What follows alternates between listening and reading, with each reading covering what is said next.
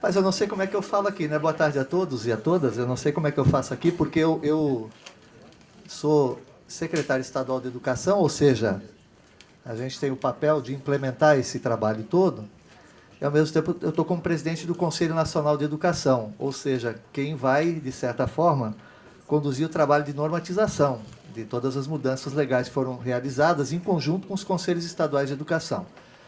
E até recentemente eu era presidente do Concede. Eu só queria fazer um reparo, a Cláudia teve que sair um pouquinho, ela falou que já volta.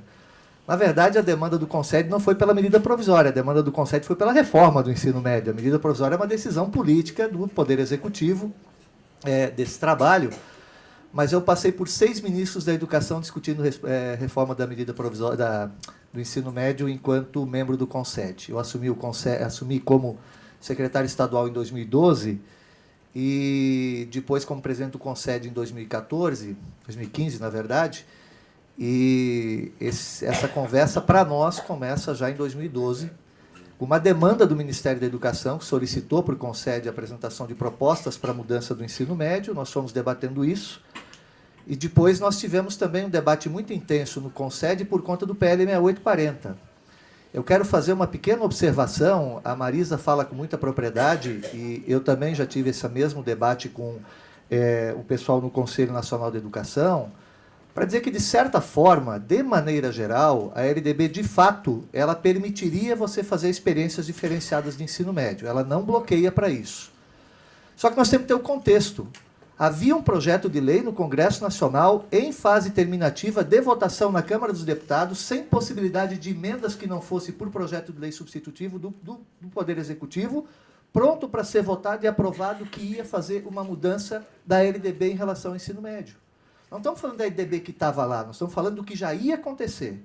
Então a gente tem que ter muito claro, e esse foi o debate que o Concede fez ao longo do tempo, da preocupação que nós tínhamos de que o Poder Legislativo ia utilizar de uma prerrogativa que ele tinha de alterar a LDB para gerar um processo que era muito mais complexo e complicado de implementação do ensino médio do que a gente tem agora.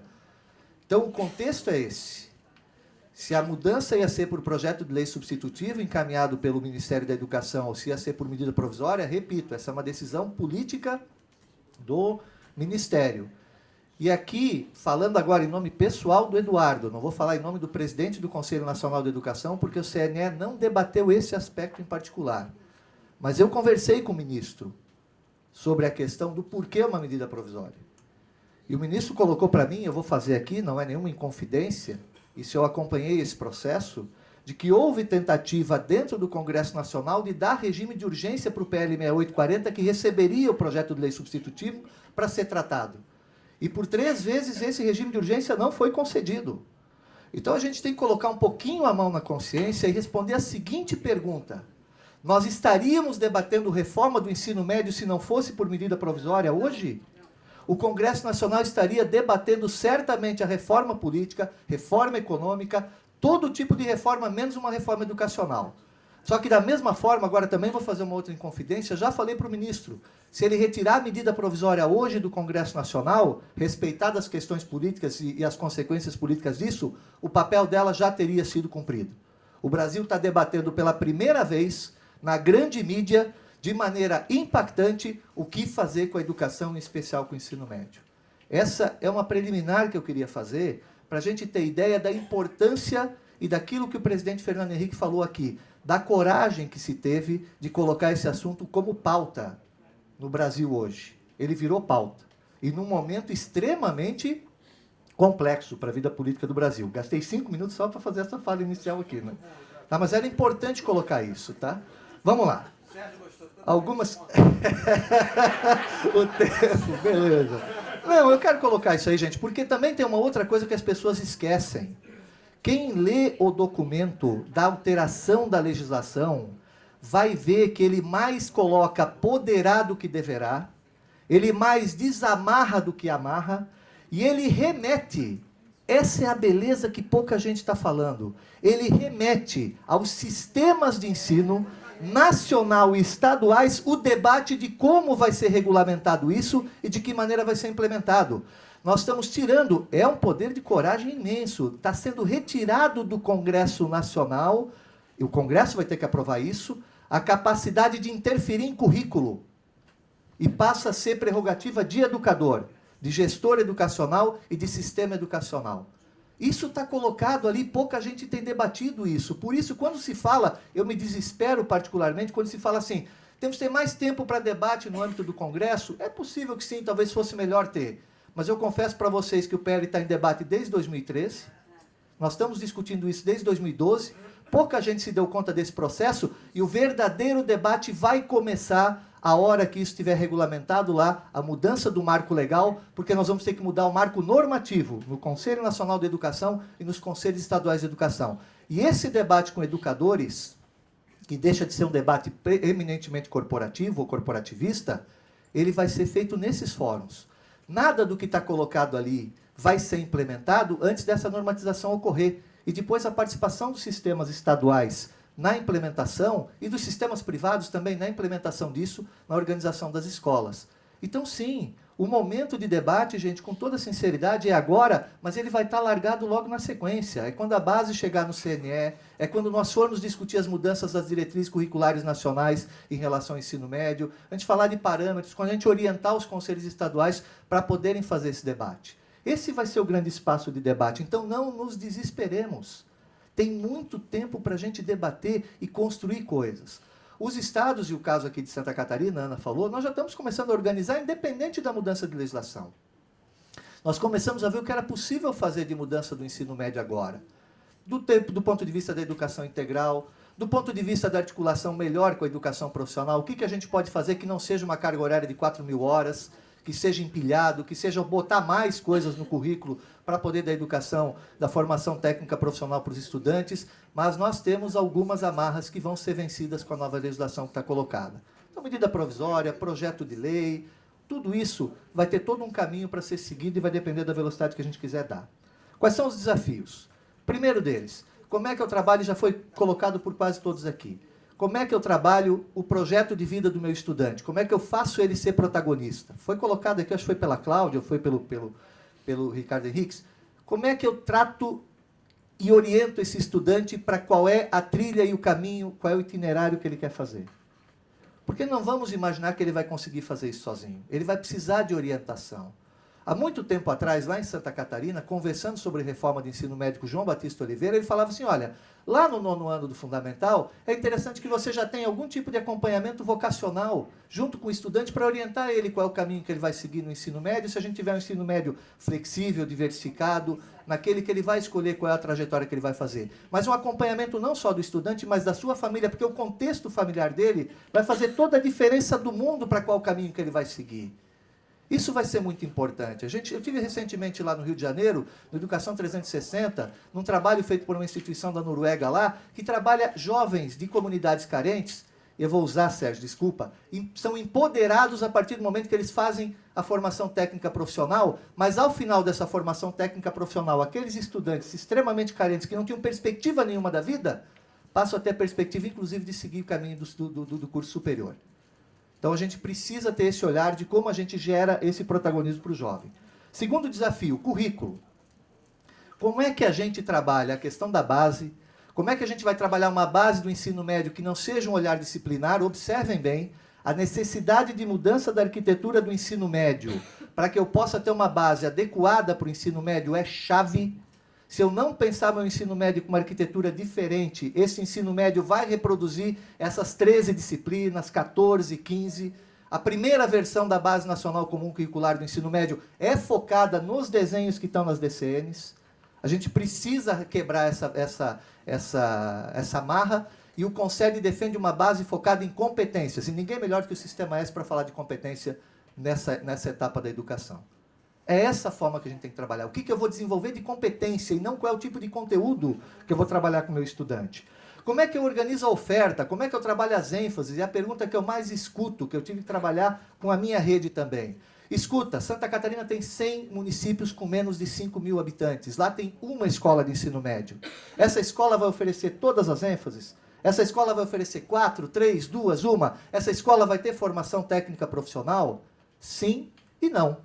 Nos grandes municípios, eu vou especializar algumas escolas. Por exemplo, Joinville, certamente, que é a capital da dança, tem um festival de dança lá, muito provavelmente a escola que fica do lado do Balé Bolshoi vai ser uma escola que vai ter uma ênfase muito mais focada na questão da dança e das artes do que em outra área. Ela pode se especializar nisso. Mas eu tenho em Joinville várias outras escolas, que é o maior município do estado, onde eu posso fazer ofertas diferenciadas para outras escolas, que eu tenho que olhar a rede, eu não posso mais olhar a escola.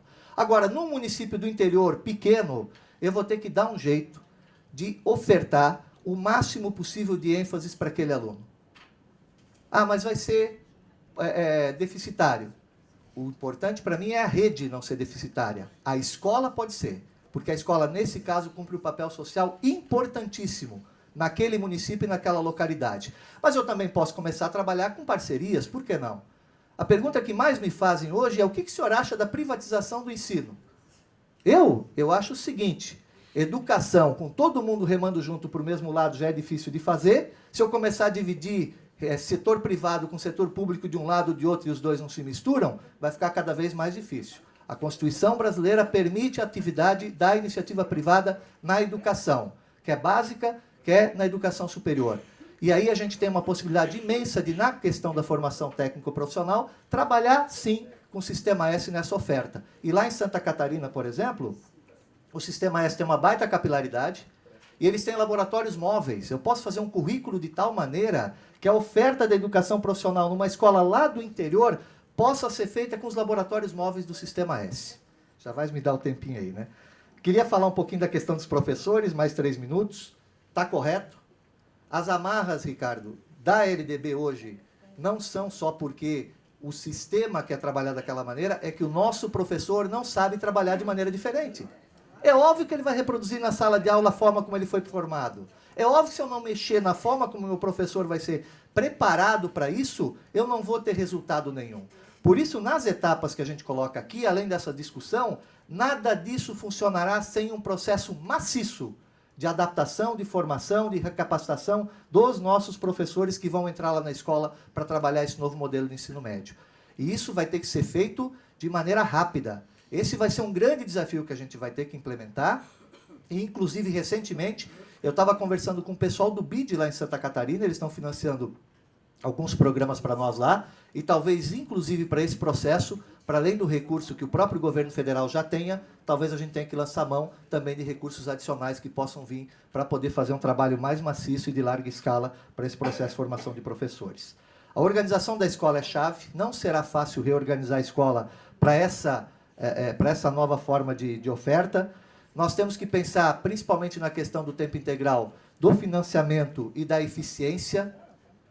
Quando me perguntam se é possível aumentar o tempo de permanência dos alunos na escola, que isso vai ter um custo muito alto, eu sempre respondo o seguinte: os dados de Pernambuco e os dados de quem tem tempo integral apontam para uma evasão muito mais baixa do que a média normal da evasão que a gente tem. E evasão é ineficiência de sistema. Repetência é ineficiência de sistema. Se eu começar a colocar todo mundo, reduzir bastante essa ineficiência, eu vou ter recurso adicional por aluno que eu posso utilizar para poder fazer essas ampliações desse movimento.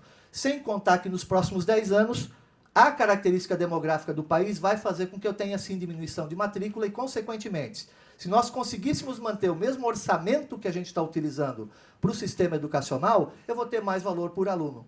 Consequentemente, eu posso aumentar as condições de oferta que eu tenho. As condições conjunturais e estruturais permitem fazer isso. Agora, eu também preciso levar em consideração que um país que investe na média do seu PIB, percentualmente o mesmo que os países desenvolvidos, quando eu trabalho com esse PIB líquido, descontando o custo Brasil, que é não poder demitir professores ineficientes, não poder reorganizar meu sistema de maneira eficiente, impedir que eu faça fusão de turmas, fusão de escolas, para o sistema seja mais adequada, quando eu fizer esse desconto aí, eu desconfio, talvez a gente invista uns 3, 4% do PIB em educação. A gente tem muita ineficiência nesse sistema. Isso não significa dizer que a gente não precise também um pouquinho de aumento, viu, Luquezzi, de recursos também, porque a gente tem também um passivo muito grande. Não mexer no Enem não vai adiantar nada. Se eu não trabalhar os professores e não mexer no Enem, esquece reforma de ensino médio. Ninguém vai fazer nada de maneira geral. E como é que eu consigo, e agora eu queria só para finalizar, Sérgio, falar de duas coisas que na nova legislação existem e que as pessoas têm dado muito pouca atenção, que são duas inovações, para mim, importantíssimas. A primeira delas, possibilidade de reconhecimento, de reconhecer conhecimentos, saberes, habilidades, competências. O aluno não precisa necessariamente desenvolver saberes, competências, habilidades dentro da unidade escolar. Se ele desenvolver essas habilidades ou competências fora daquela unidade escolar, eu tenho a capacidade de reconhecer para ele. Isso significa que a gente começa a trabalhar com a lógica de educação em tempo integral, educação, não escola em tempo integral. Porque quando a gente fala da jornada, que às vezes não é tão grande em países desenvolvidos, a gente esquece, e aqui vale também para a escola privada, que às vezes o aluno não fica o dia todo na escola, mas ele vai fazer aula de dança, ele vai fazer aula de música, ele vai praticar esporte, ele vai fazer aula de inglês fora da escola. Ele tem educação em tempo integral, sim, na sua família. Como é que a gente traz isso para o setor público e passa a fazer esse reconhecimento desses saberes? Segundo aspecto que está colocado aqui, que para mim é fundamental do ponto de vista da educação e da formação profissional. A possibilidade da inclusão de experiência prática de trabalho no setor produtivo como validação para a carga horária dele. Isso faz toda a diferença para o modelo dual, Cláudia. Isso faz toda a diferença que quando eu defino as competências que eu quero ter, que ele tenha, dentro da Base Nacional Comum Curricular ou dentro do currículo da escola, ele possa desenvolver essas competências dentro de uma empresa, possa desenvolver essas competências dentro do Senai e não precise ficar vinculado única e exclusivamente na escola. Essas são duas oportunidades de inovação na educação brasileira sem par. E isso não está sendo debatido. As pessoas não estão se dando conta do alcance porque elas estão basicamente discutindo se arte, educação física, filosofia e sociologia deve ser obrigatória por lei, quando pode ser obrigatória em currículo, não precisa ser por lei, e estão debatendo se deve ou não ter notório saber na educação profissional, na formação técnica profissional. Quando o notório saber já está colocado na LDB para o ensino superior, e o notório saber que está colocado ali tem que ser certificado pelo Sistema Estadual de Ensino. Bom, aí tem muitas outras coisas que eu podia falar aqui para vocês, mas só para finalizar. Para mim, a integração com a educação profissional só vai dar certo e vai dar resultado se, de fato, a gente pegar quem tem a melhor experiência de educação profissional no Brasil, que é o Sistema S, integrar esse sistema na rede pública, fazer com que a gente possa, a Maria Helena falou aqui, eu já falava isso, o Pronatec é uma baita oportunidade para a formação técnica profissional, para aquela ênfase, é por ali que a gente vai poder trabalhar e que a gente possa também fazer uma integração com o ambiente produtivo na formação dos estudantes. Falei um pouco de desafio, falei um pouco do que a gente pode fazer e estou à disposição para o debate aqui com o Cláudio. Obrigado.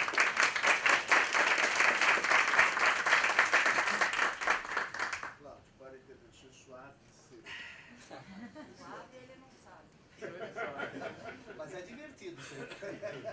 Bom, 2 pontos. O primeiro é o desenho, a arquitetura do sistema versus os detalhes, a necessidade de separar. O segundo é o Enem.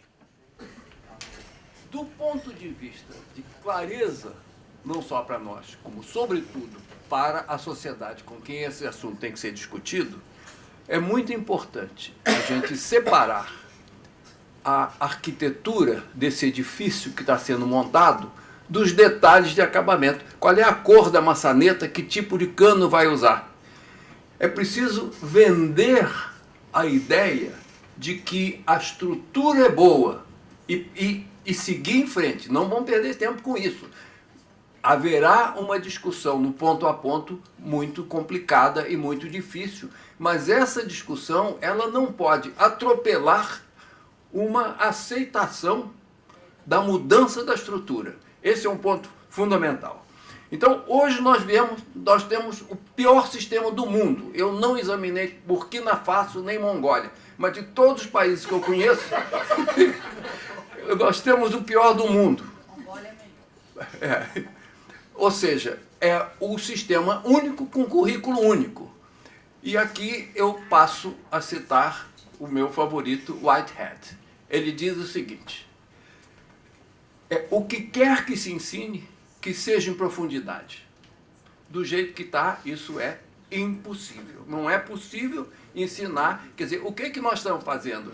É saturar o aluno num nível muito maior do que ele tem capacidade de absorver. O resultado é que ele não aprende nada. Então, a reforma com a diversificação é um passo à frente. Quer dizer, é sempre possível estragar uma boa ideia, mas sem esse avanço nós continuamos com o pior sistema do mundo.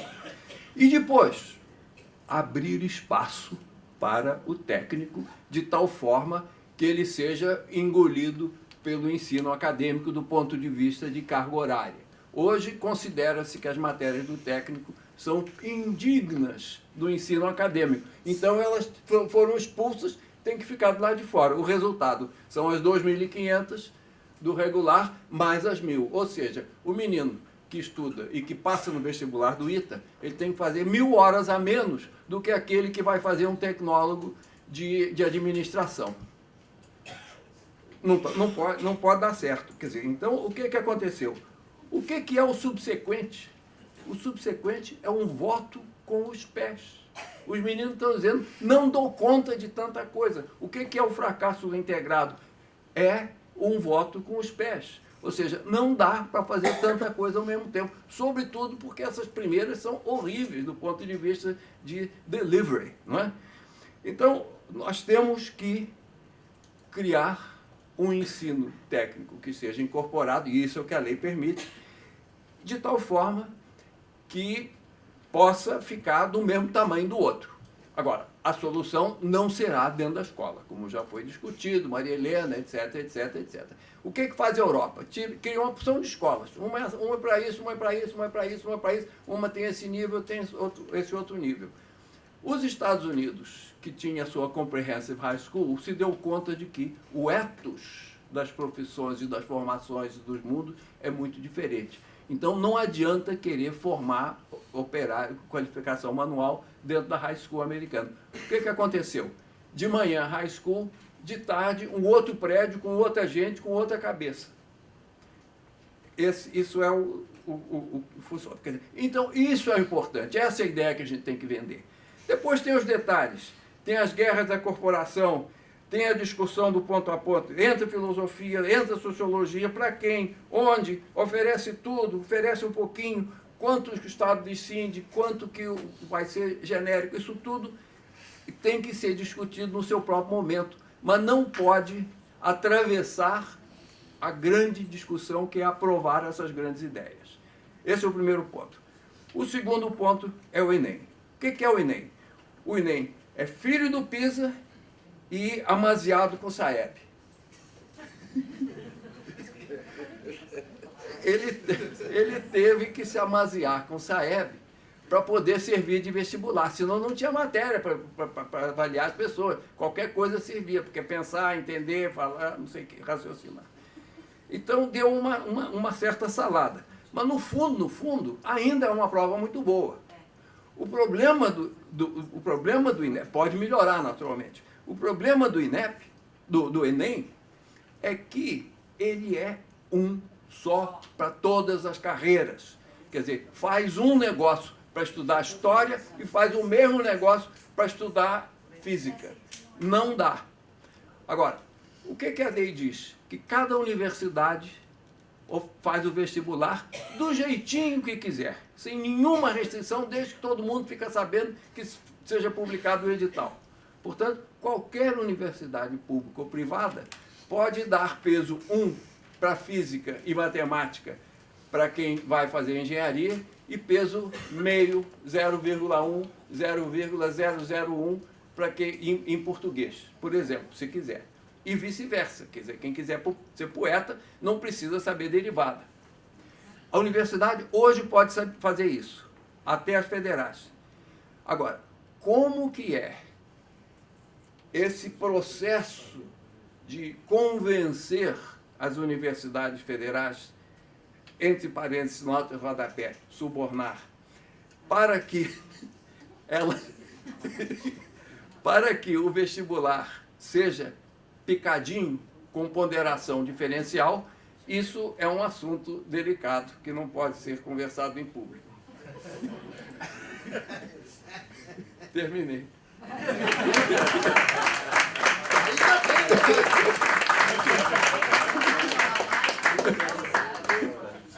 Bom, estamos aqui no tempo exato. Há espaço para uma pergunta. Guiomar. Representa todo Exatamente. Não, a minha pergunta é para o presidente do Conselho Nacional de Educação. Que precisa ficar claro que todos os marcos regulatórios do CNE têm que ser revistos. Todos. A Resolução 2, que é a última coisa que o CNE fez, não tem menos de um ano, ela impede a formação de professores de educação técnica. A Paula Souza, hoje em São Paulo, está com um grande problema por causa disso, porque para poder formar um professor, um engenheiro, para ele dar aula de circuitos eletrônicos, ela tem que ter uma equipe de pedagogos que possa dar 1.400 horas de pedagogia. Quer dizer, isso realmente é um absurdo. É um absurdo. Além do mais, não permite, a 2015, não permite a formação por notório saber. O presidente deve saber disso. Certamente. Bom, veja bem, Guilmar, duas coisas. Obviamente, eu sempre falo isso, nós estamos na primeira etapa de toda uma mudança. Ou seja, nós estamos mudando o marco legal, é a lei. Então, o ajuste da lei para que você não faça amarrações. E o cuidado que você tem que ter agora na aprovação, se for por medida provisória ou outro instrumento que for no Congresso Nacional, é não desvirtuar o espírito daquilo que está ali. Segundo aspecto, você muda o marco normativo, ou seja, quais são as normas que vão emanar do Conselho Nacional de Educação. Para mim, todas as que estão colocadas ali, que são afetadas pelas mudanças que a LDB vai sofrer, elas devem ser revisadas. É obrigatório revisar, e é papel do CNE fazer isso, desde a formação de professores, a parte das diretrizes curriculares nacionais e todas as outras resoluções que eventualmente tenham relação com esse processo. A gente tem várias comissões para tratar isso lá no âmbito do Conselho Nacional de Educação, mas a gente vai trazer uma série de marcos normativos que depois vão ter que ser validados ou não pelos estados também. A gente tem que lembrar que nós trabalhamos com sistemas onde algumas normas são obrigatórias, outras não necessariamente para serem trabalhadas. E depois da normatização dos estados, é que eu tinha um slide para isso, você vai ter um trabalho agora de organização de cada uma das redes, tanto a rede privada, que está vinculada ao Sistema Estadual de Educação, quanto a rede pública, que também está vinculada ao Sistema Estadual de Educação. Cada uma delas vão ter o trabalho para poder fazer da organização das suas escolas. Para mim é claro isso. Sobre a Resolução 2 de 2015, na próxima reunião do CNE vai sair uma resposta de várias consultas foram feitas a duas correntes dentro do CNE. Uma que defende de que, como ela é só aplicável depois, a partir de junho do ano que vem, dá para aguardar um pouco. A outra que defende de suspender a sua aplicação e esperar toda essa mudança normativa para fazer toda essa modificação. Como vai ser dado esse debate agora? Pois é, vamos ver como é que vai ficar na próxima reunião do CNE agora em dezembro. Muito bom. Posso falar? Aninha, rapidinho. Eu só queria lembrar que eu acho que toda essa discussão do ensino médio, que o Eduardo Deschamps falou que no 9º ano deveria ser pensada a questão vocacional, eu estava lembrando que eu acho o seguinte, quando a gente pensa na questão do ensino médio e ensino profissional, a gente tem que lembrar que, assim, qual que é o ensino fundamental 2 que esse aluno teve? Né? Então, esse ensino fundamental 2, a gente vai ter que olhar. Se a gente quer melhorar o ensino médio, se a gente quer, de fato, que ele tenha condições de escolha do ensino técnico e possa chegar um pouco mais empoderado, desculpa, Sérgio, mas podendo escolher... Não, podendo escolher, a gente não pode ignorar que o ensino fundamental 2 que a gente tem não dá nenhuma chance para esse aluno. Então, a gente deveria também se preocupar com isso. Tudo bem, isso é um assunto para a próxima mesa que o Instituto Fernando Henrique Cardoso vai fazer, mas é só para lembrar. 2017 está... Sérgio, permitir, eu só queria botar 2 slides ali, porque teve uma apresentação do MEC, eu vou fazer aqui uma observação de uma apresentação do MEC que criou muita confusão. O MEC botou uma organização curricular de oferta do ensino médio, colocava o primeiro ano e depois ele colocava metade do segundo ano.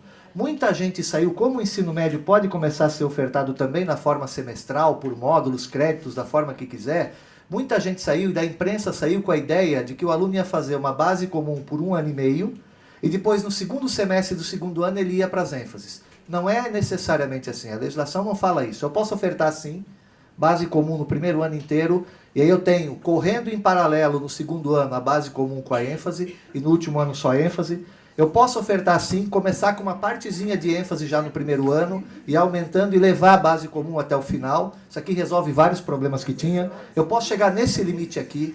Ou seja, a legislação que está lá não amarra para nada. A gente só tem que tomar cuidado que as pessoas estão interpretando. E, eventualmente, aí, Ana, vai ter que ter, em algum momento, algum espaço para que você, no ensino médio, possa tentar fazer, enquanto a gente não conseguir corrigir completamente o Fundamental 2, algum espaço para você poder trabalhar a questão de recuperação e de organização do estudante que vem com baixa qualificação. Tem vários programas que podem ser feitos aí, e, nesse caso, a extensão de jornada vai ajudar bastante para trabalhar com o aluno. Muito bem, agora a parte mais simples, o Simon Schwartzman, em 10, 15 minutos, vai sintetizar tudo que foi aqui dito.